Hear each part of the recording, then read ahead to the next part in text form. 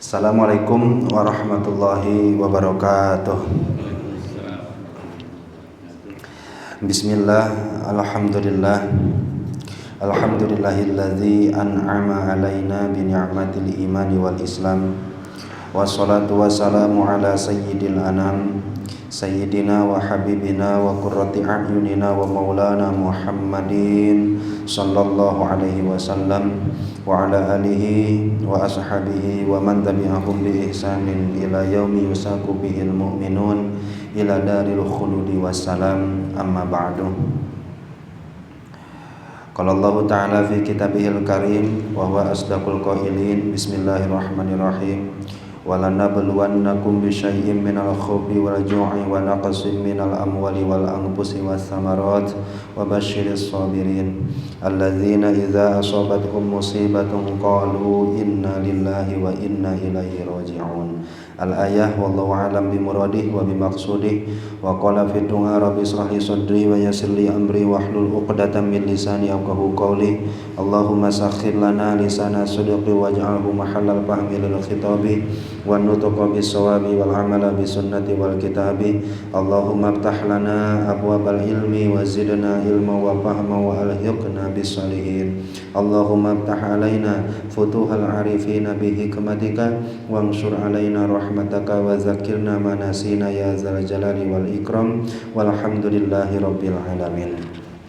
Qala mu'allifu hadzal kitab rahimahullahu ta'ala wa nafa'ana bihi wa bi ulumihi wa a'ada alaina min barakatihi wa karamatihi. Allahumma wafiqna li isabati shawab wa janibna zayga wal irtiyab wa anfa'na wal muslimina bima hawa hadzal kitab ala hadhihi niyatil hasanah wa bi kulli niyatin shalihah. Al-Fatihah.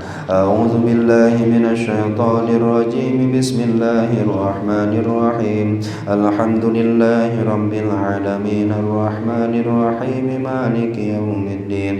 Iyyaka na'budu wa iyyaka nasta'in. Ihdinas siratal mustaqim. Siratal ladzina an'amta 'alaihim ghairil maghdubi 'alaihim waladdallin.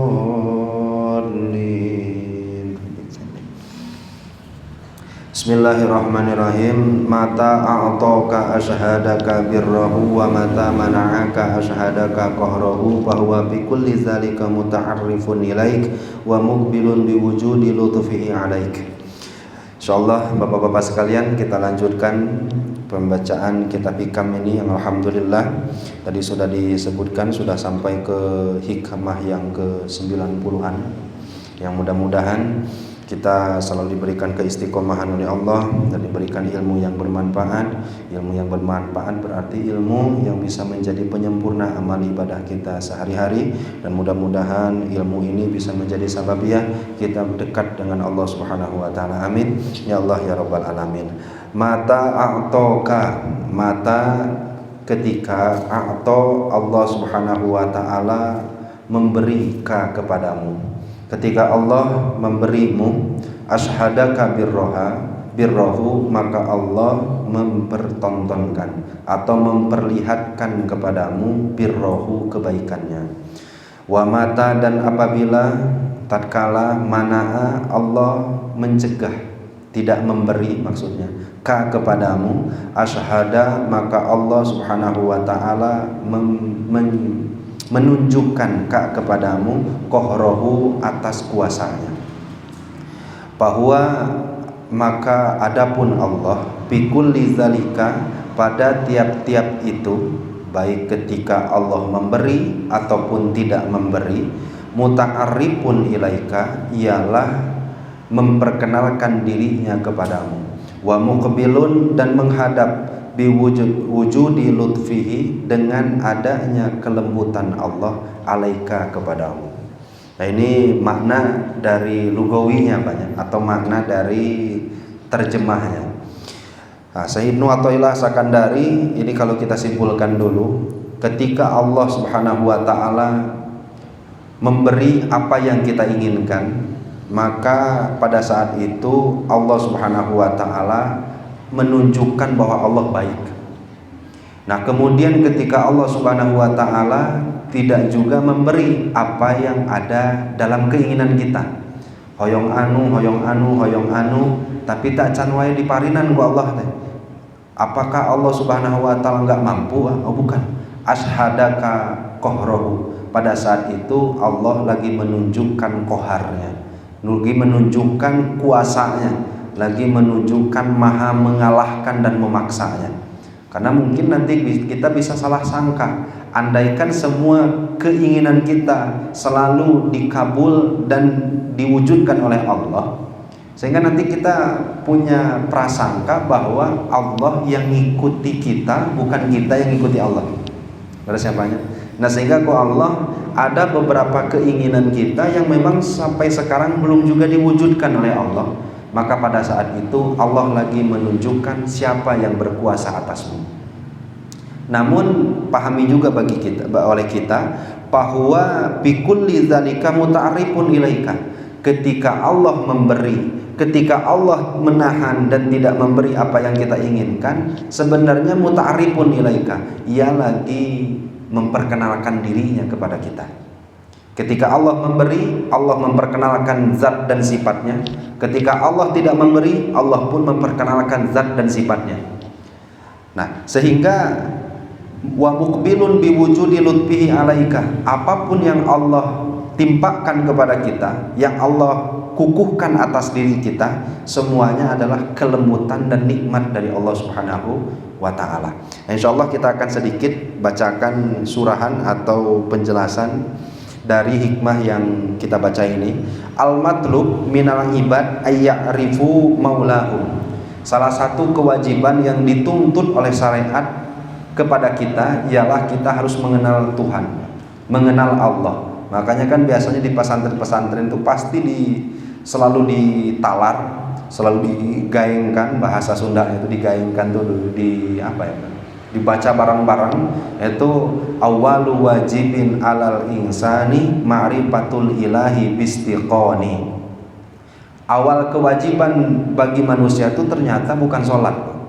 Awal kewajiban bagi manusia itu ternyata bukan puasa, bukan zakat dan lain-lain. Tapi awal kewajiban yang dituntut oleh Allah kepada setiap manusia adalah ma'rifatul ilahi bistiqoni. Ia harus mengenal kepada siapa dia beribadah. Karena kan percuma ketika kita sholat, ketika ditanya kamu ibadah ke siapa, pokoknya menuturkan be atas. Nah, kewajiban yang pertama itu kan sering kita lihat di madrasah-madrasah diniyah, selalu anak-anak itu ngegaeng atau ngederes barang-barang wujud, kidam, bako, mukhalafatu lil hawadis ila akhirih. Yang itu pelajaran dari mulai kecil sampai ke kita tua, insyaallah masih emut ya Pak ya? Nah, insyaallah lah, emut mah emut nah. Nah, ini karena memang salah satu kewajiban yang Allah berikan kepada kita itu adalah ma'rifatul ilah bistiqon. Kita harus mengenal Allah Subhanahu wa taala. Mengenal Allah tapi bistiqoni, dengan penuh dengan keyakinan.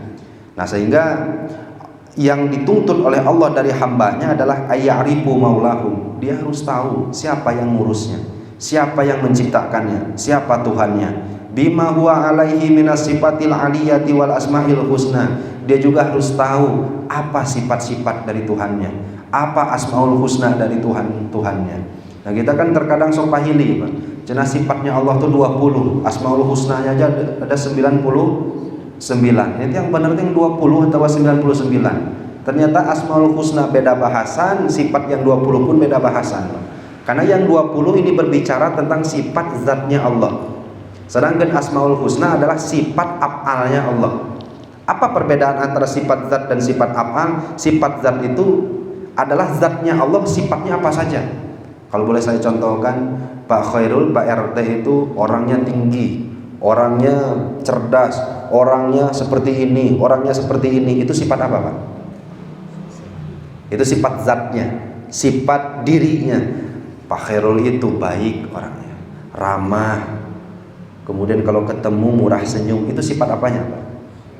Af'alnya atau pekerjaannya. Nah, Allah pun sama, Pak. Asmaul husna yang dimulai dari Ar-Rahman, Ar-Rahim sampai Rasyidus Sobur, Ar-Rasyid As-Sobur, itu sifat af'alnya. Adapun sifat zatnya Allah dari mulai wujud, kidam, bako, mukhalafah sampai kaunuhu mutakalliman. Allah bisa berfirman, Allah bisa berbicara. Nah itu harus kita kenal. Dan kewajiban pertama yang harus kita ajarkan juga kepada anak dan cucu kita. Nah kemudian kita lanjutkan lagi. Wala sabila lahum ila ma'rifatihi illa bi ta'arrufihi lahum. Kita nggak punya jalan untuk mengenal Allah kecuali satu pintunya, satu jalannya. Apa jalannya? Ialah ketika Allah langsung memperkenalkan dirinya kepada kita. Jadi kita nggak mungkin bisa mengenal Allah kalau Allahnya nggak mau dikenal, kan gitu mungkin banyak. Allah itu harus kita kenal. Gimana cara mengenal Allah? Yaitu ketika Allah memperkenalkan dirinya sendiri kepada kita selaku hambanya. Gimana caranya? Wa ta'arrufuhu lahum innama yakunu bima yanzilu bihi minan nawazil wa yuriduhu alaihi minal ahkam. Dengan apa yang Allah telah tetapkan dalam hidup kita. Nah itu cara Allah subhanahu wa ta'ala memperkenalkan dirinya. Ketika Allah turunkan hal-hal yang telah ditetapkan atas diri kita, atas hidup kita, nah itu adalah cara Allah memperkenalkan dirinya dengan kita. Karena nanti yang Allah tetapkan dalam hidup kita itu kan kebagi dua, Pak. Ada yang akur sama keinginan dan tabiat kita. Ada juga yang gak akur dengan keinginan dan tabiatnya kita. Kalau yang akur disebutnya atoan, manahan. Atoan itu pemberian, manahan itu anugerah. Atau nanti kita bahas sebelumnya pernah kobat bastu. Jadi kalau kita sesuai apa yang Allah tetapkan kepada kita itu, nah, semua yang ditetapkan itu sesuai dengan keinginan, sesuai dengan tabiat kita, sesuai dengan cita-cita kita, maka disebutlah itu manhan, anugerah dari Allah. Kumaha lamun teu sesuai ya. Hoyong nama jadi anu, malah jadi B. Hoyong nama anu, malah yang lain. Gimana tak? Nah, itu disebutnya man'an. Atau yang sebelumnya kita pernah bahas itu disebutnya qobdu. Nah, ketika Allah qobdu, ketika Allah bastu, ketika Allah man'u, ketika Allah atau semuanya itu sebenarnya Allah lagi memperkenalkan dirinya kepada kita. Kira-kira apa? Kalau keinginan kita tercapai, maka yang datang di dalam hati kita tentu nuhun Gusti, apa yang saya inginkan telah Engkau wujudkan. Apa yang kelihatan dari Allah ya Pak? Yang kelihatan dari Allah, Allah gening baik, Allah itu murah, Allah itu benghar, Allah itu lembut, Allah itu mengijabah semua keinginan. Laras Pak? Nah, kemudian ketika Allah tidak mewujudkan keinginan kita, apa yang kita lihat dari diri Allah? Nah, terkadang di sini kita terkecoh. Aduh, keke wae nya. Tahajud udah, zikir teu eureun, salat teu tinggalin, maca Quran, waqiah batur sakali saya 3 kali, tapi na teu beunghar-beunghar. Nah, keinginan tuh enggak diijabah juga ya. Apa yang muncul dalam hati kita, Pak? Kecewa gitu. Satu, ada yang kecewa. Yang kedua, ada yang suudzon ke Allah. Benar gitu Allah teh Maha Kuasa. Benar gitu Allah tuh mampu memberikan saya rezeki. Gening saya nepi ka bercucuran darah kita dibantu-bantu ku Allah. Nepi ka hulu pet nyawa neangan rezeki gening kere jeung kere. Mana yang terjadi, Pak? Yang Allah kehendaki atau yang kita kehendaki, Pak? Yang Allah kehendaki. Disitulah muncul benar Allah itu Qahhar, Maha menguasai, Maha mengalahkan, gak akan bisa dikalahkan oleh siapapun. Allah yang Maha perkasa, Allah yang Maha mengatur segalanya. Fa innahu la yaqdi alaika wa la yuqda alaik. Engkau yang memberikan hukuman dan engkau tak pernah bisa diberikan hukuman. Engkau yang memutuskan dan engkau tidak bisa diputuskan oleh siapapun. Nah, sehingga ketika diberi, ketika enggak diberi pun nikmat enggak kira-kira? Karena dijatuh nama ke urang mah teu nikmat, mah. Darah rasaan mah nu enak mah ketika apa yang kita inginkan terwujud. Sedangkan yang tidak kita inginkan, yang kita inginkan tidak terwujud, maka asa-asa teh teu nikmat. Nah, inilah yang dimaksud oleh Syekh Ibnu Athaillah As-Sakandari, bahwa Allah itu lembut, bahwa Allah itu loman, bahwa Allah tuh baik, ketika tidak memberi sekalipun sebenarnya itu memberi.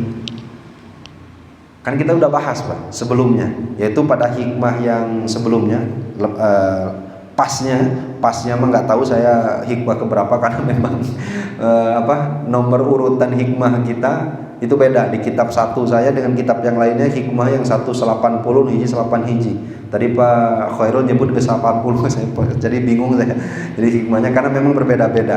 Pernah kan kita bahas bahwa mata putih ala kababul fahmi fil mani adal man huwa ainul ato. Ketika Allah bukakan pemahaman kepadamu, ketika Allah tidak memberi dan mewujudkan apa yang diinginkan, maka ketika dibukakan pintu pemahaman itu, maka sebenarnya tidak memberi itu adalah memberi. Jelas tak Pak? Pernah kan kita bahas banyak. Ketika Allah bukakan pintu pemahaman, maka kita akan tahu bahwa ketika Allah tidak memberi yang kita inginkan, sebenarnya jeruk-jeruk nama memberi. Nah, biar gampangnya kayak gini aja lah. Ini yang kita kasat mata saja dulu Pak, yang zahir. Ketika kita inginkan sehat dikasih sakit, berarti kan nggak diberi sehat Pak. Tapi jeruk-jeruk nama ada malaikat yang mengistighfarkan setiap dosa yang kita lakukan. Sebenarnya itu menghalangi atau memberi Pak. Kan gitu Pak.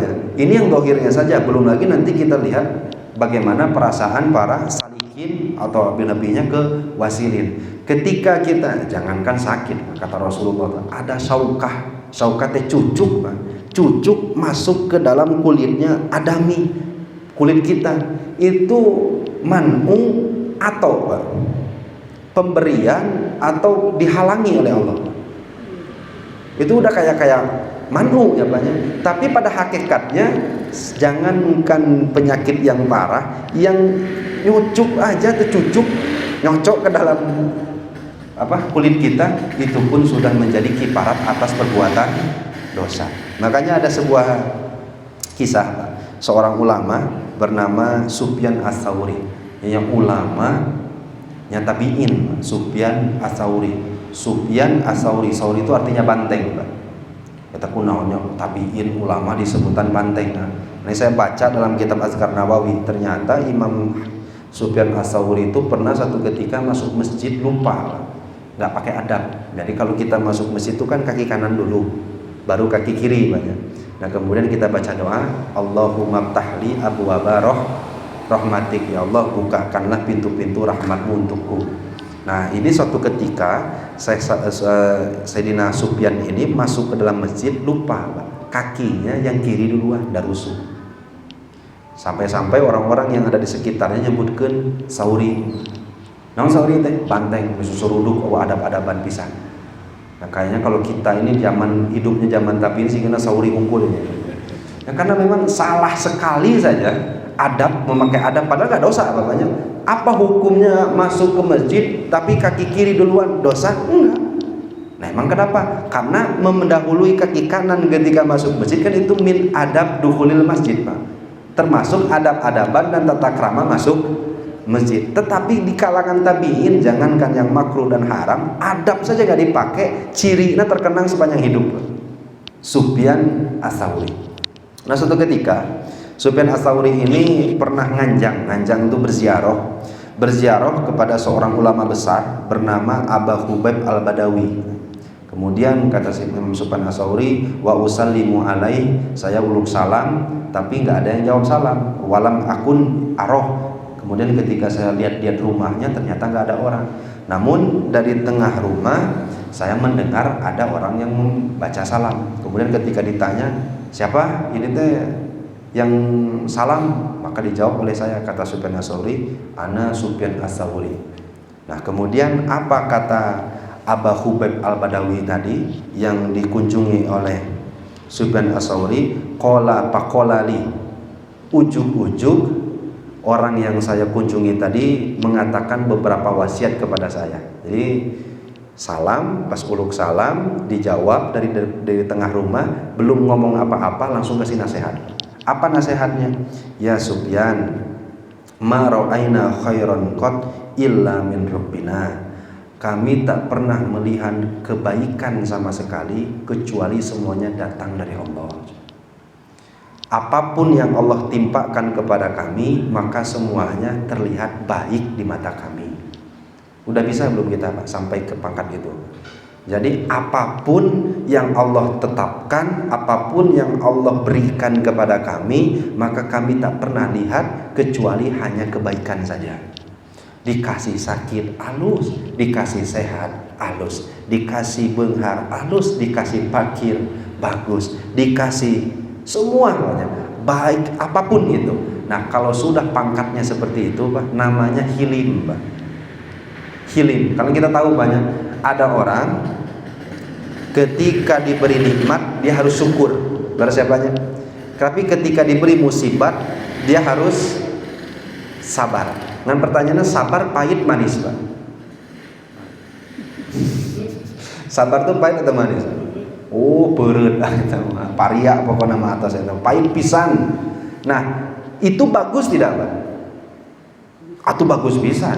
Surah Allah kan, wabasyiril ladzina, kasih tahulah kabar gembira as-sabirin, orang-orang yang sabar, orang yang ketika dapat musibah selalu mengucapkan istirja, innalillah wa inna ilaihi rajiun. Apa kata Allah? Ulaika alaihim sholawatun mir rabbihim wa rahmah wa ulaika humul muhtadun, akan mendapatkan rahmat dari Allah dan mereka akan mendapatkan hidayah dari Allah. Sabarnya udah kayak gitu Pak. Ada satu tingkatan di atas sabar Pak, namanya hilim. Ari hilim yang kayak gimana? Dapat nikmat baik, dapat musibah bagus. Jadi apa yang diberikan ku Allah tuh gak ada pahit-pahitnya, semuanya manis.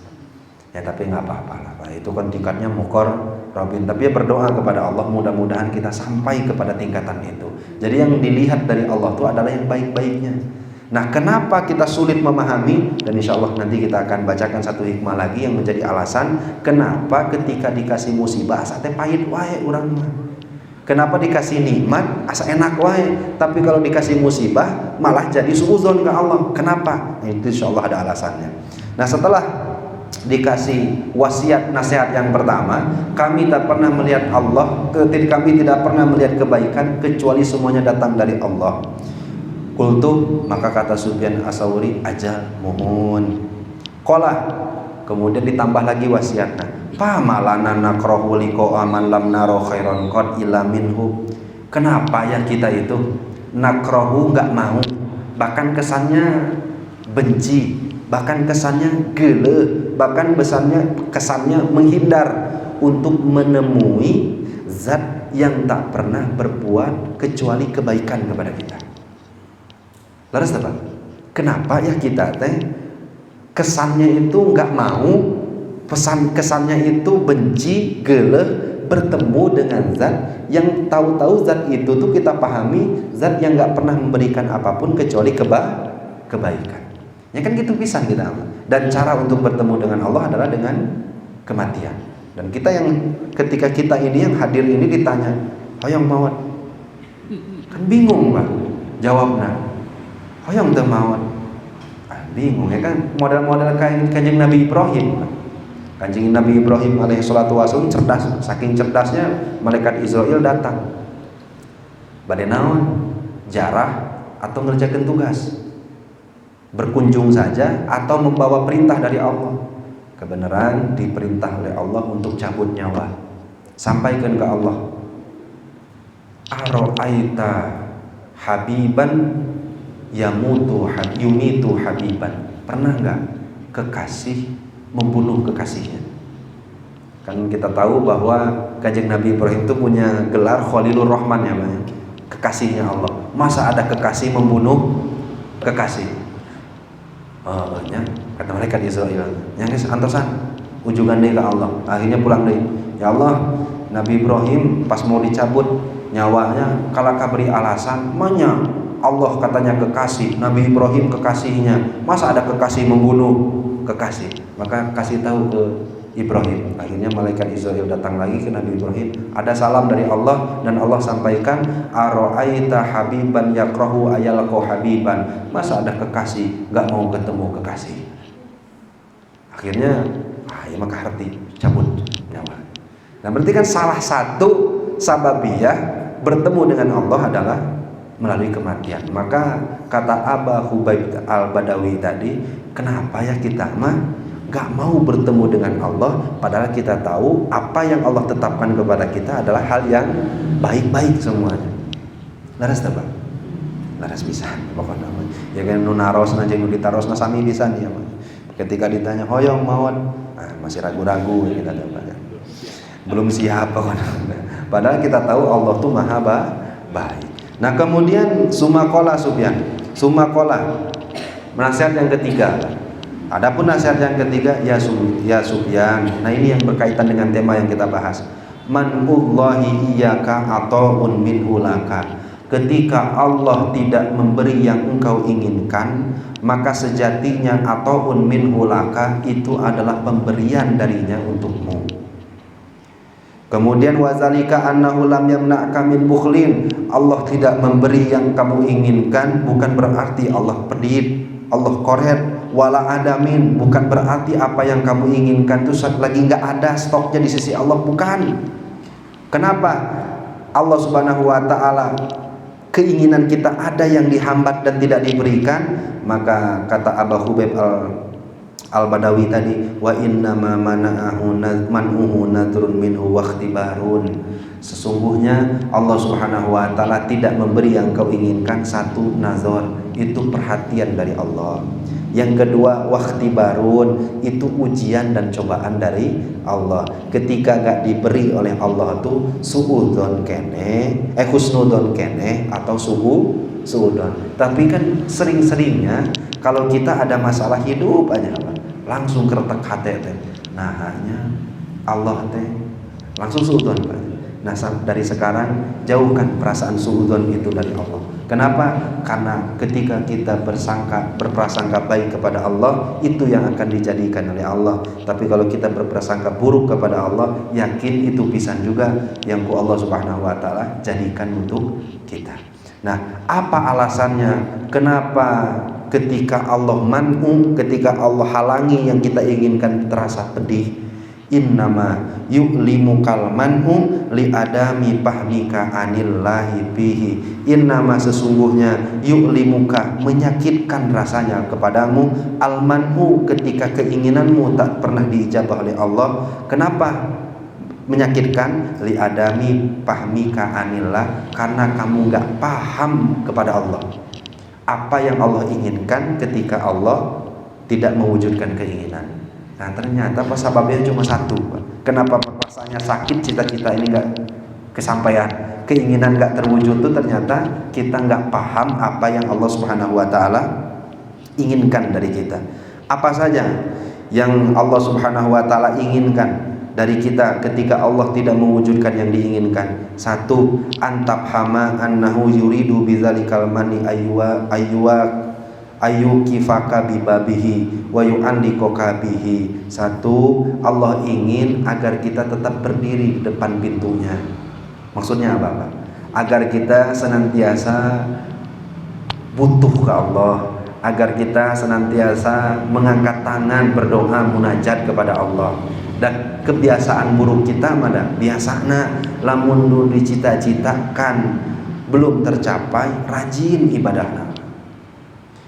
Kacapai masih rajin ibadah, berkurang. Sebelum cita-cita tercapai biasanya rajin munajat jeung doanya, kecapai cita-cita nate berkurang munajatnya. Ya namun hitungan mendingkan yang tercapai atau tercapai ya Pak. Kan bingung juga jadi kita bapaknya. Akhirnya ketika kita ini dalam kehidupan sehari-hari ada aja yang diinginkan, munajatnya deras, tercapai yang diinginkan, munajatnya jadi biasa-biasa. Jadi namun hitungannya mending diwujudkan keinginan itu atau tidak. Jadi nah makanya kenapa Allah tidak wujudkan keinginan kita? Satu, agar kita senantiasa berada di depan pintunya Allah, selalu mengetuk pintunya Allah, bahkan wa yu'alliqaka bihi, agar kita terus bergantung kepada Allah. Bukan malahnya kita tuh terseret bersuudzon kepada Allah Subhanahu wa taala. Nah, bisa dipahami dulu sampai sini Pak. Ketika Allah Subhanahu wa taala menghalangi apa yang diinginkan, ternyata salah satu keinginan Allah ialah agar kita senantiasa mengetuk pintu Allah, agar senantiasa istiqomah butuh kepada Allah Subhanahu wa taala. Yang kedua, wa min jumlatihi antabhama annahu salaka bihi maslakal muqarrabin, bahwasanya ketika apa yang tidak diinginkan, yang kita inginkan tidak diwujudkan oleh Allah, Allah ingin menjalankan kita di jalan orang-orang yang muqarrabin. Ada satu doa, mungkin doa ini kalau dibaca rada-rada menyayat hati, Pak. Doa dari Imam Fudail bin Iyad. Pernah saya ceritakan Fudail bin Iyad yang banyak. Karonya luar biasa, Pak. Pokoknya ini udah kelas kakap dalam masalah perbegalan. Akhirnya tobat, yang akhirnya bisa menjadi gurunya Imam Syafi'i. Suatu ketika, beliau ketika sudah menjadi alim ulama besar, orang yang dekat dengan Allah, beliau dawuh begini, Pak. Ini ulama besar, Pak. Ilahi aja'tani wa aja'ta iyali wa a'roitani wa a'roita iyali wa innama tab'alu hadza bi khawasi ibadik. Ilahi, wahai Tuhanku, aja'tani, kau laparkan diriku, wa aja'ta iyali, dan kau laparkan juga keluargaku, wa aroitani, dan engkau telanjangkan diriku. Jangankan untuk beli baju yang baru, baju yang ada pun sudah rusak semuanya. Akhirnya susah Pak hidupnya tuh, makan gak bisa, pakaian lusuh. Bahkan bukan saya saja yang ditelanjangkan, wa aroita iyali, seluruh keluarga pun sama, pakaiannya sudah rusak semuanya. Tapi apa akhir doanya, Pak? Wa inna ma tab'alu hadza bi khawasi ibadik, tapi aku tak mengeluh, wahai Tuhanku, aku pun tidak berprasangka buruk kepadamu. Tentu engkau lakukan hal ini hanya untuk hamba-hambamu yang khusus saja. Bagaimana kira-kira? Engkau gak akan pernah melaparkan seseorang, gak akan pernah melaparkan keluarganya, menelanjangkan seseorang dan menelanjangkan keluarganya, kecuali hal itu hanya engkau lakukan untuk hamba-hamba yang khusus saja. Jadi kan bentuk husnudzonnya Syekh Fudail bin Iyad kepada Allah Subhanahu wa taala. Kira-kira kalau kita di kondisi itu, Pak, bisa nggak gini Pak doa kita? Ya, luar biasa, banyak susah ya. Nah, kemudian yang terakhir, Pak. Kenapa Allah Subhanahu wa taala nggak pernah tidak mewujudkan, belum mewujudkan apa yang kita cita-citakan dan inginkan? Antabhama annad dunya faniyah, sampai kita paham betul bahwa yang kita inginkan dunia itu hanyalah sementara. Nah, mungkin Allah Subhanahu wa taala tidak memberikan keinginan kita, ada iktikad dalam hati kita bahwa dunia itu segalanya, Pak. Lamun teu boga dunia mah teu bisa nanaon. Nah, sampai Allah Subhanahu wa taala menghilangkan perasaan iktikad kita itu di dalam hati kita, maka barulah keinginan itu akan dipenuhi oleh Allah Subhanahu wa taala. Waladzatiha munqadiyah, kenikmatannya, kelezatan dunia itu munqadiyah, akan berakhir.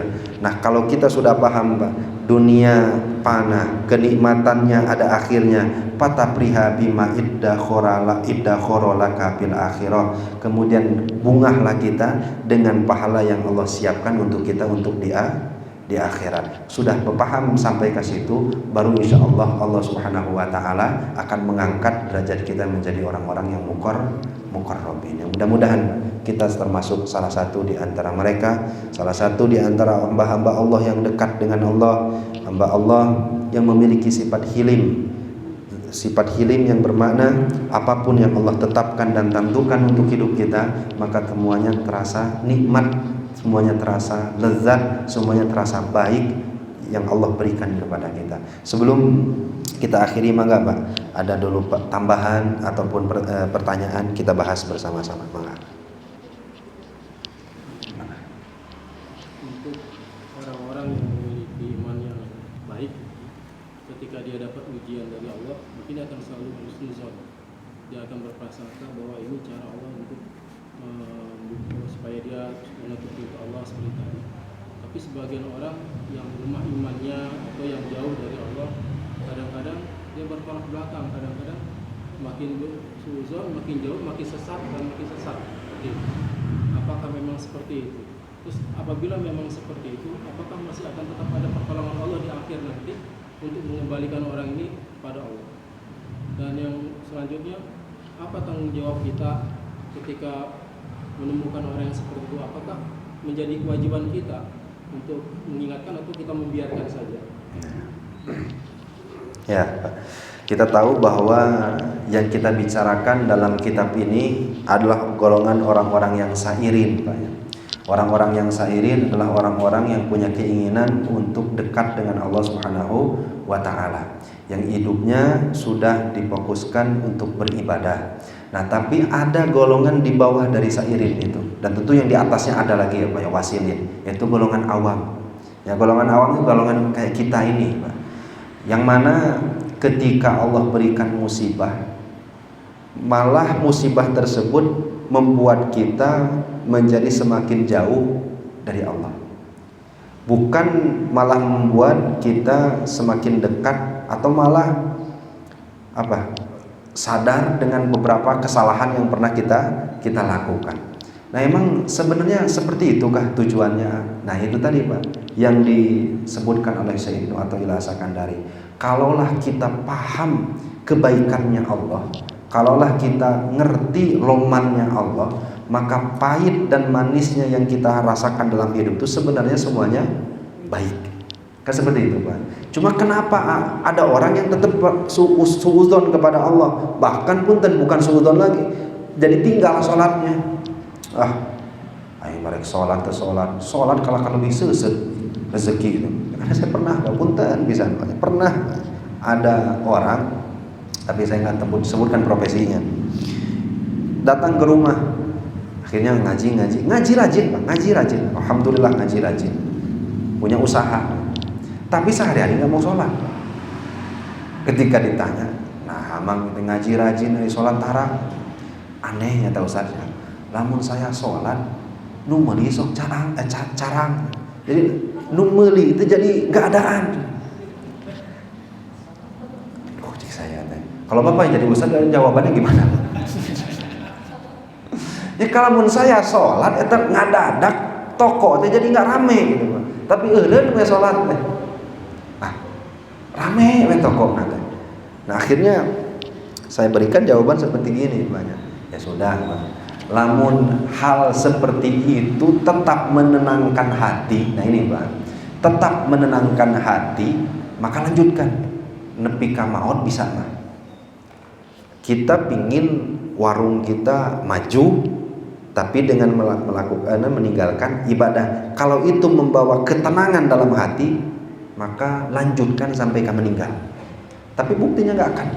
Nah makanya ketika seseorang diberikan musibah, kemudian jauh dari Allah, ada nggak pertolongan Allah yang langsung diberikan kepada orang tersebut? Ada.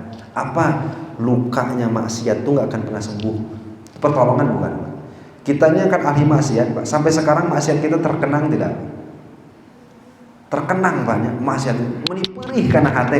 Itu hidayah bukan Pak? Hidayah. Nah kemudian ketika kita semakin jauh kepada Allah, dari Allah, semakin tenang, semakin gelisah. Semakin gelisah, dan kegelisahan itu hidayah bukan Pak? Hidayah. Nah karena apa? Karena cahaya iman dengan maksiat yang ada di dalam hati itu akan bentur. Yang mana yang menimbulkan nanti gelisah, nggak tenang.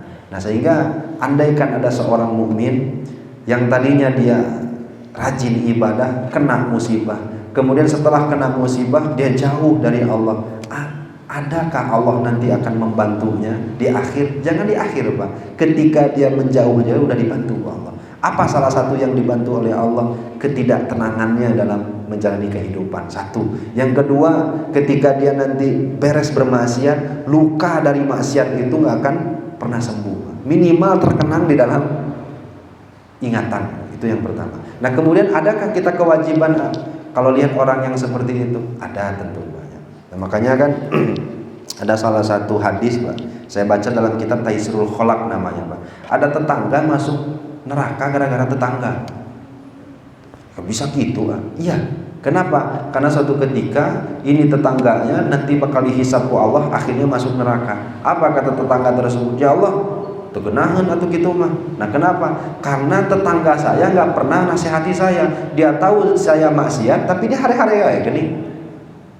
Akhirnya baik dia ataupun tetangganya yang ketika melihat orang maksiat itu tidak ada sama sekali tindakan di dalam dirinya.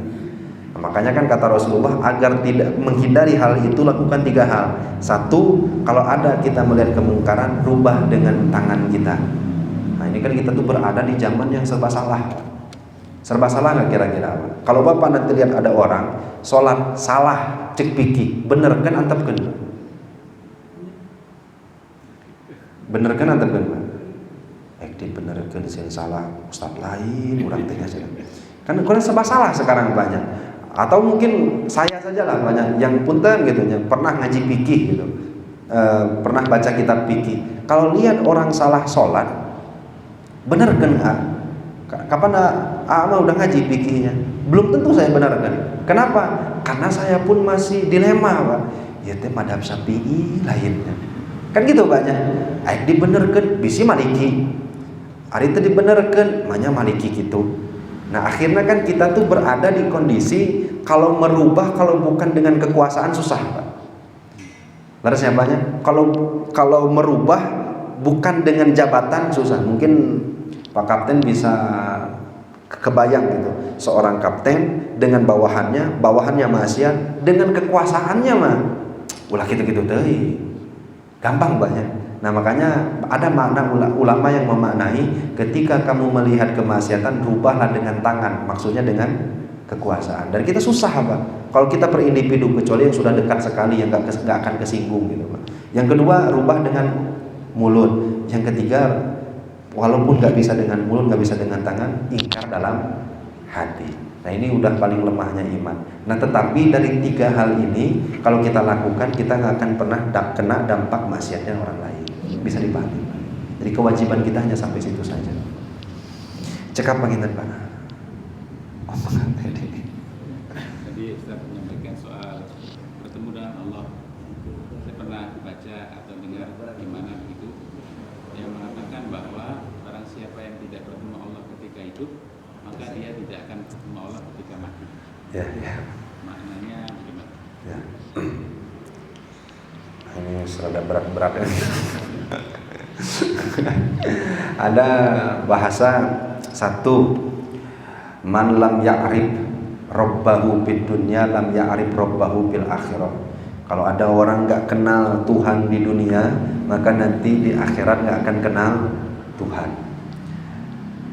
Kita pakai standar makrifatnya, standar awam, standar sairin, standar wasilin. Ini dulu ya Pak ya. Tentu kan standarnya harus beda-beda. Oke, kita ngobrolkan ma'rifat. Ma'rifat tuh sebenarnya nggak usah apa ya. Ma'rifat, ngobrolkan ma'rifat, nggak usah terlalu dianggap wah, karena ma'rifat itu bahasa Arab yang artinya kenal. Nah kemudian saya punya kitab namanya Pak, kitab Tijan Pak. Cara kenal Allah itu kan 2 Pak. 1, kenal Allah dengan kasyaf. Apa itu kasyaf tuh? Kasyaf tuh yang memang kok Allah ditarik untuk langsung kenal. Kan kita pernah bahas ini apa ya. Dan ini dari 1000 orang mungkin 1, atau mungkin dari 10.000 orang, atau mungkin dari 100.000 orang 1 gitu. Dan kedua ada dengan kasab. Apa kasab? Dengan berupaya mengenal Allah melalui jalur ilmu.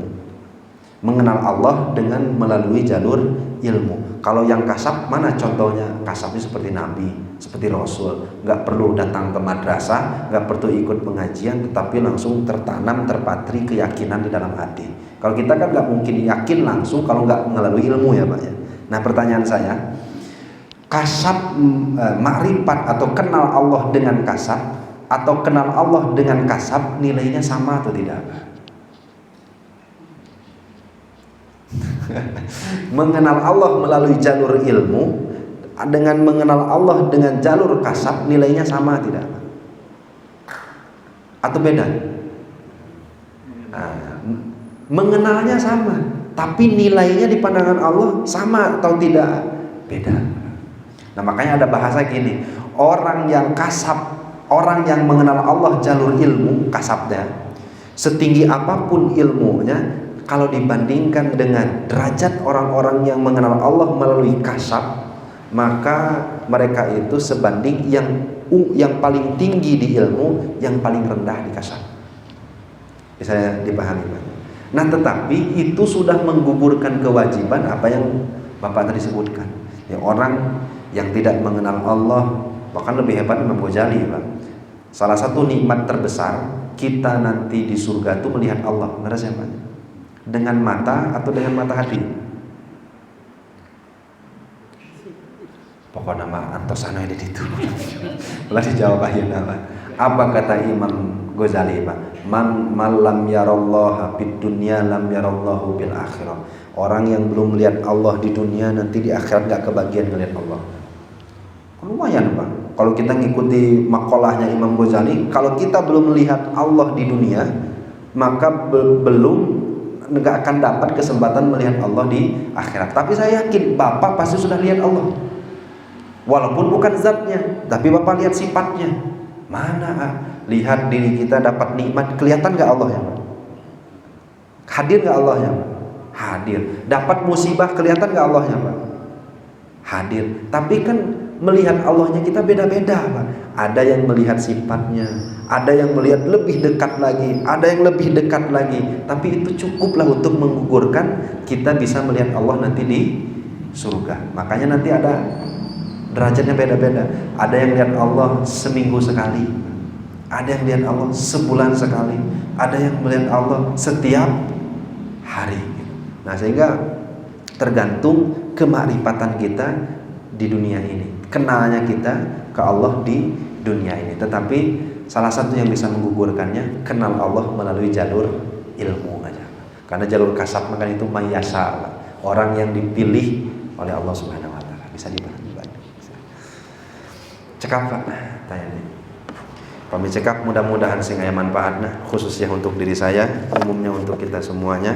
Wabillahi taufiq wal hidayah wal afu minkum. Wassalamualaikum warahmatullahi wabarakatuh.